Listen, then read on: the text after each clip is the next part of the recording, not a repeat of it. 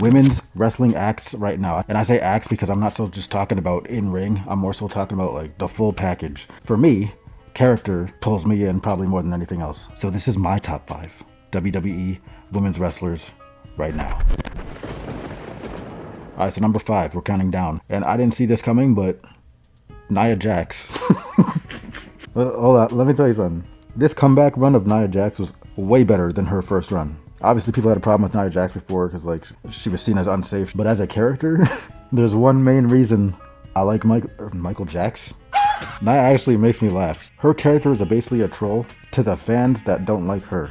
And the reason why that's funny is because the fans think that they're good trolls. But knowing that everything Nia Jax says just gets people annoyed, that's what's making me laugh more than anything. Especially when she's dealing with some of your favorites, like whether it's, I don't know, Becky Lynch or something. Squashed. All right, number 4, Tiffany Stratton.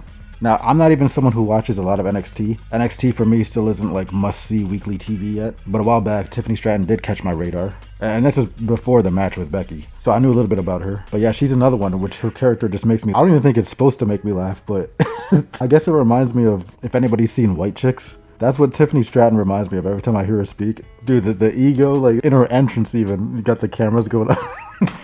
So yeah, I think there's a lot you could do with that character that'll create entertainment. All right, so my number 3 is Kairi Sane. So this one I have to explain a little bit because since her coming back, she hasn't really been in the spotlight of anything. She's been kind of like a background piece or a side character. But even through all that, if you've noticed, like I don't even know if she's conscious of this, if she's doing it on purpose or not. If you pay attention, there's so many little subtle things Kairi Sane does without having to say anything. Like if you just observe her on camera, whether if she's in the background at the time. Like if I remember the framing of this, like you had Dakota and Io come out, and then Kairi came out last, but was further in the back, walked out, stayed in the middle, and the way how she was just standing there, every little detail and subtlety of that moment and many others just made that shot so much better. Dude, she looked like she was on some like Death Note shit. I'm not gonna explain that if you don't know what I meant. But yeah, Kairi's easily one of my favorites and she doesn't even have to say much. Anyways, so my number 2 is probably a lot of people's number 1, if you're a guy. Actually, I can't even say that, which I'll get into that in a second, but it's Rhea Ripley. For those who don't know, let me tell you exactly what's going on with Rhea's popularity and why she's that popular, because this is getting ridiculous. Like, I don't think a woman's ever been this over with dudes, like ever. I think the closest to what we're seeing right now was Lita back in the day. There's a type of dude that loves the badass girl. The girl that's almost one of the guys, but is still hot. And maybe not lesbian, because then in the back of your mind you kind of have a chance. Anyways, the point is Rhea has this thing where she's heel, but essentially what's happening is really she's just a face with a little bit of a naughty side. Cut the tape. Like if you're on like social media, you'll see a bunch of like fan footage and like clips and moments of Rhea Ripley where she seems, I don't want to say out of character, where she's like way more playful and like seemingly being more of herself, which I think they should let her lean more into that on camera, I guess, or within the actual storylines of the show. But basically, when she shows that side of her, it's not even just dudes. Like she's turning girls gay. Are you seeing this shit? So that's why she's that popular. She's a great character. Number 1, my number 1, because this is my list. My number 1's a complete loyalty pick. It's Asuka.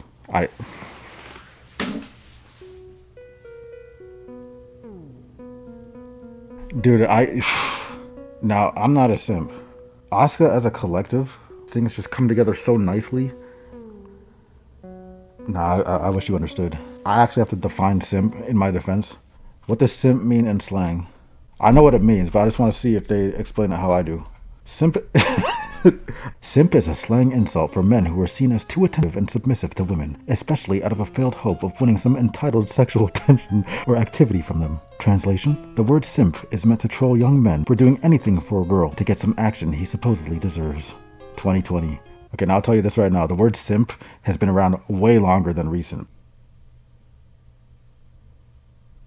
I don't think people understand my level of like Asuka simpedness. You think I'm playing? That's my Asuka's my favorite woman wrestler by far. Oh hey, look at we're wearing the same shirt. Like spit in my face, please. Like anyone else? It's just me or what? Okay, so anyway, dog, I've updated it since the last time. And then this is my I wish you understood. You know, I just like her character, her energy, her creativity, her in-ring.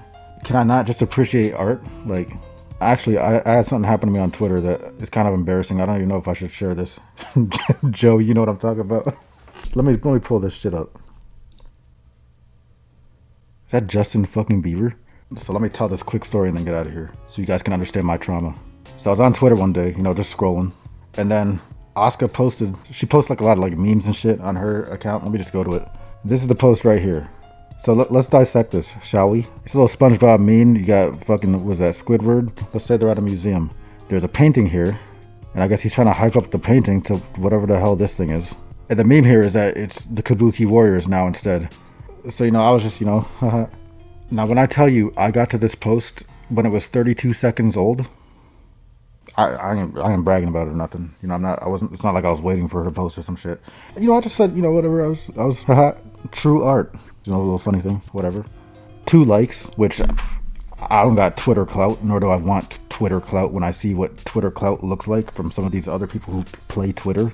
But check this out. So if you look into some of these other responses, remember, I got here 32 seconds into the game. I said true art.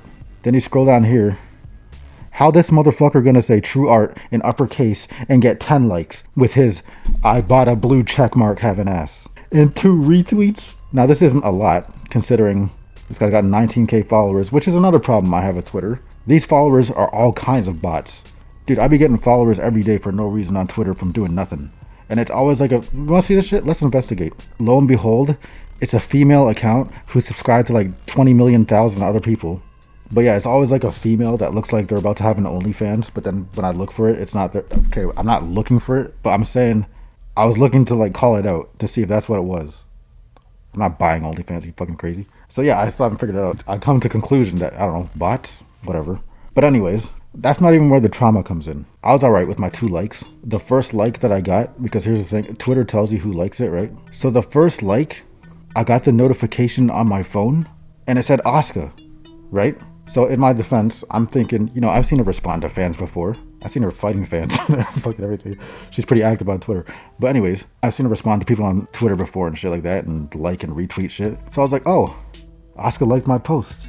That's the only like I need. I don't need clout, whatever. The fuck is clout?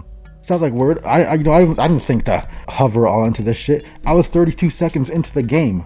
I thought it was very possible that in that time, unless she's like tweeting and throwing her phone away, then maybe she saw it, right? You know what I'm saying?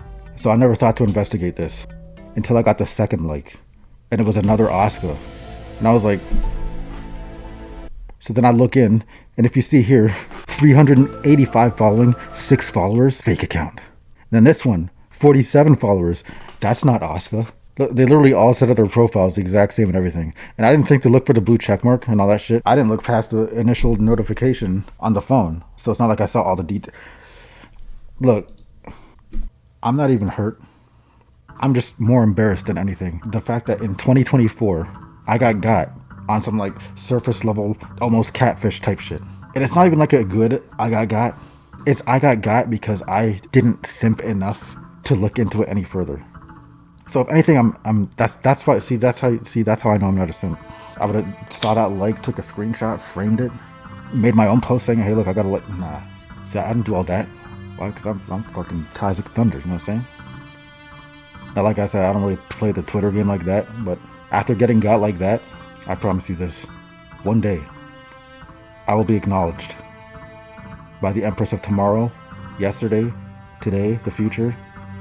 And when it happens, I'm going to remember this moment, and it's going to feel good. But make no mistake, you ain't ever going to catch me try-harding Twitter, okay? It's Tyzik Thunder.